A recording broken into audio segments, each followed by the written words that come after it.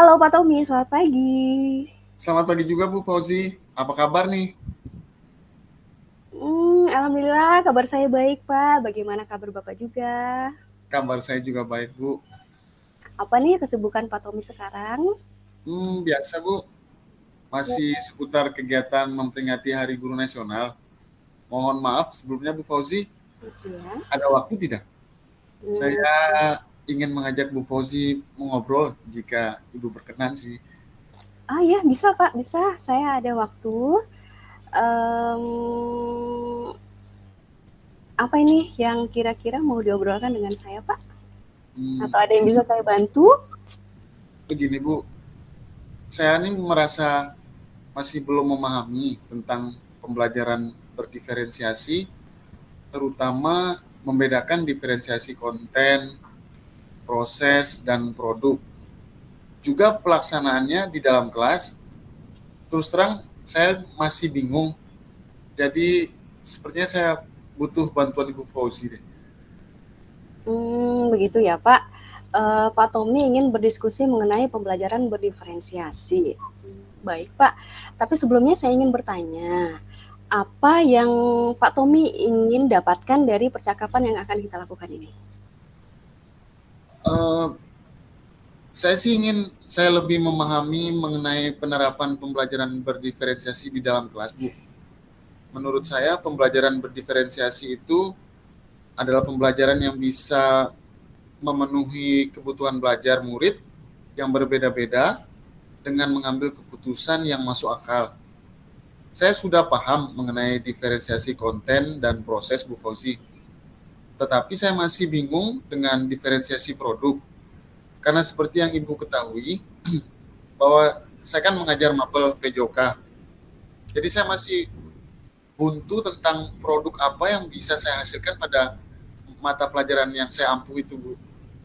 Baik Pak Tommy, jadi seperti itu ya situasi yang Pak Tommy rasakan sekarang ya. Menurut Pak Tommy, apa yang menjadi indikator bahwa Pak Tommy sudah memahami diferensiasi konten dan proses seperti yang Pak Tommy kemukakan tadi?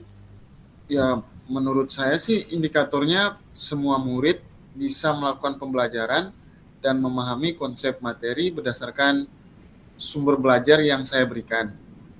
Mereka bisa menikmati proses belajar sesuai dengan gaya, minat, dan kecepatan belajar mereka masing-masing. Dan saya dapat menerapkan pembelajaran diferensiasi yang ideal, yang sesuai RPP yang saya susun, Bu. Baik, jadi indikatornya adalah semua murid Pak Tommy bisa memahami konsep materi dari berbagai sumber yang sudah Pak Tommy berikan, dan mereka bisa menikmati proses pembelajaran karena sesuai dengan minat dan gaya belajar mereka serta kecepatan belajar mereka. Sehubungan dengan hal itu, saya ingin tahu Pak, misalnya nih dari skala 1 sampai 10, Pak Tommy ada di angka berapa jika Pak Tommy sudah merasa menerapkan pembelajaran berdiferensiasi yang ideal seperti yang Pak Tommy sampaikan tadi? Nah, itu dia, Bu. Sepertinya sih saya masih berada di angka 7 deh, Bu. Di angka 7 ya.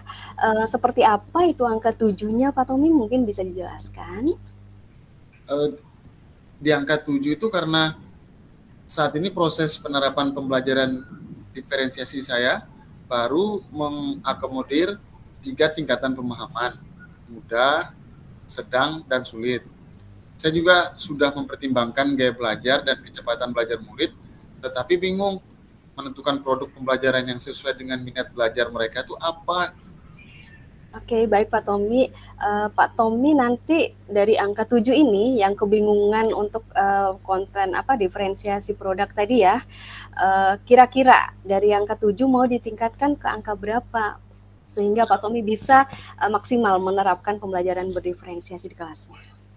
Ya, karena masih proses belajar, Bu ya.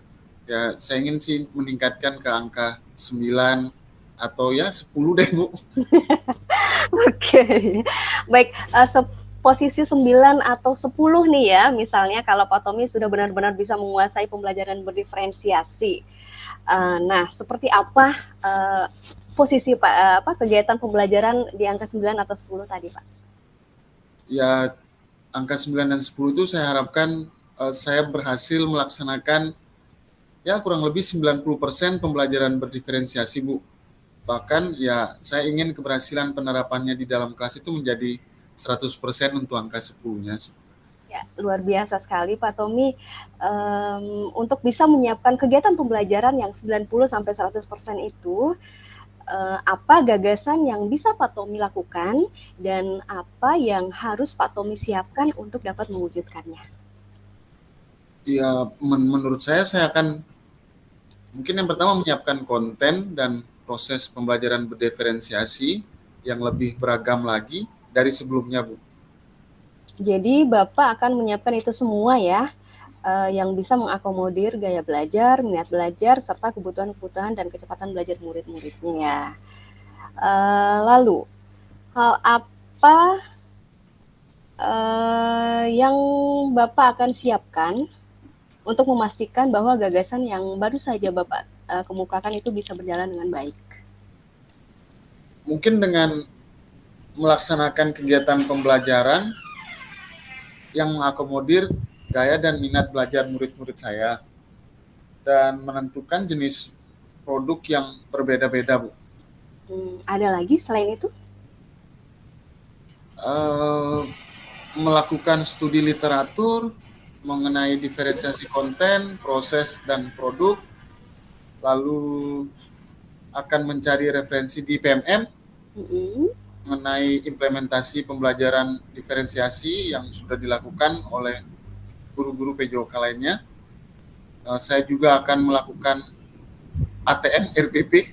Wah ya, amati tiru modifikasi. Dari berbagai sumber yang sudah berhasil diterapkan dengan baik. Setelah itu saya akan melakukan evaluasi dan refleksi dari apa yang sudah saya lakukan. Ya, Pak Tommy, sebenarnya Pak Tommy sudah punya banyak potensi yang sangat luar biasa ya. Mungkin hanya saja tidak Pak Tommy sadari.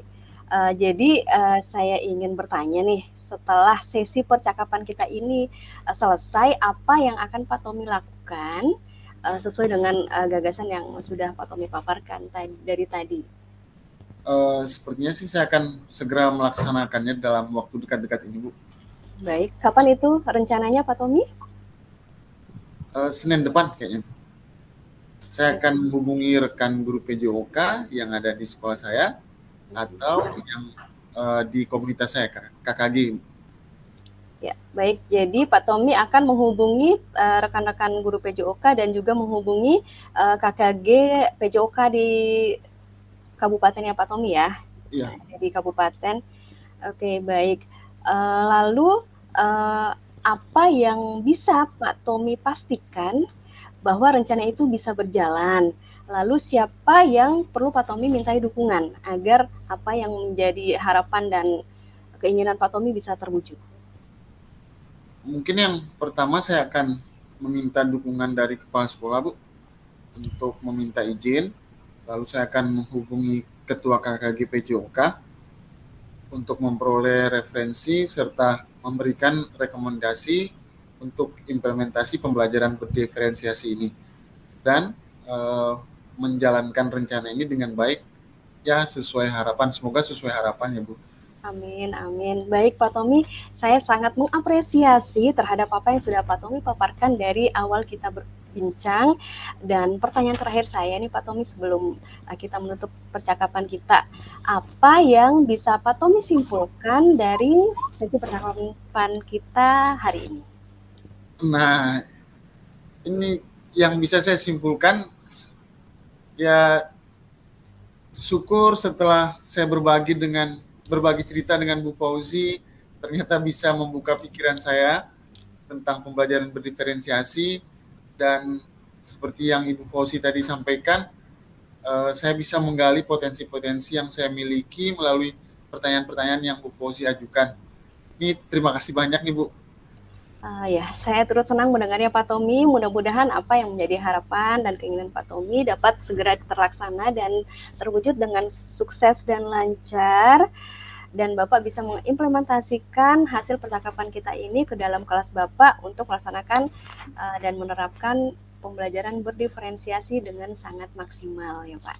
Mbak Ibu, sekali lagi juga saya terima kasih karena Bu Fauzi sudah berkenan membantu saya Sama-sama terima kasih Pak. Mungkin Pak Tommy ada aktivitas yang perlu dilakukan, silakan boleh meninggalkan tempat. Terima kasih banyak Pak Tommy. Baik Bu, terima kasih juga Bu. Sama-sama. Iya. Baik Pak, selamat pagi Pak. Selamat pagi juga Bu.